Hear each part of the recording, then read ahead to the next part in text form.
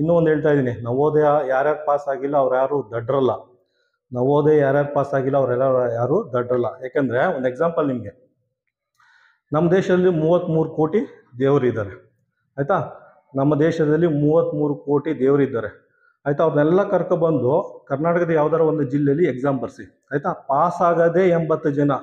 33 ಕೋಟಿ ದೇವ್ರನ್ನ ಕರ್ಕೊಬಂದು exam ಬರ್ಸಿದ್ರು pass ಆಗೋದೇ 80 ಜನ. ಯಾಕಂದರೆ ಸೀಟ್ ಇರೋದೇ ಅಷ್ಟು, ದೇವರು ಏನು ಮಾಡೋಕ್ಕಾಗಲ್ಲ ಆಯಿತಾ. ನವೋದಯ ಕೋಚಿಂಗ್ ಏನಕ್ಕೆ ತೊಗೊಳ್ಬೇಕು ಅಂದರೆ ನಿಮ್ಮದು ಮ್ಯಾಥ್ಸ್ ಇಂಪ್ರೂವ್ ಆಗುತ್ತೆ, ಮೆಂಟಲ್ ಎಬಿಲಿಟಿ ಬುದ್ಧಿ ಸಾಮರ್ಥ್ಯ ಇಂಪ್ರೂವ್ ಆಗುತ್ತೆ ಆಯಿತಾ. ಮತ್ತು ನಿಮ್ಮದು ಲ್ಯಾಂಗ್ವೇಜ್ ಮೇಲೆ ಗ್ರಿಪ್ ಬರುತ್ತೆ. ಅದಕ್ಕೋಸ್ಕರ ಎಕ್ಸಾಮ್ ತೊಗೋಬೇಕು ಆಯಿತಾ.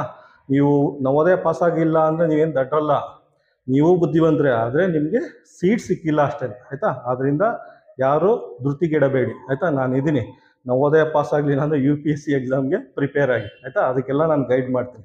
All the best.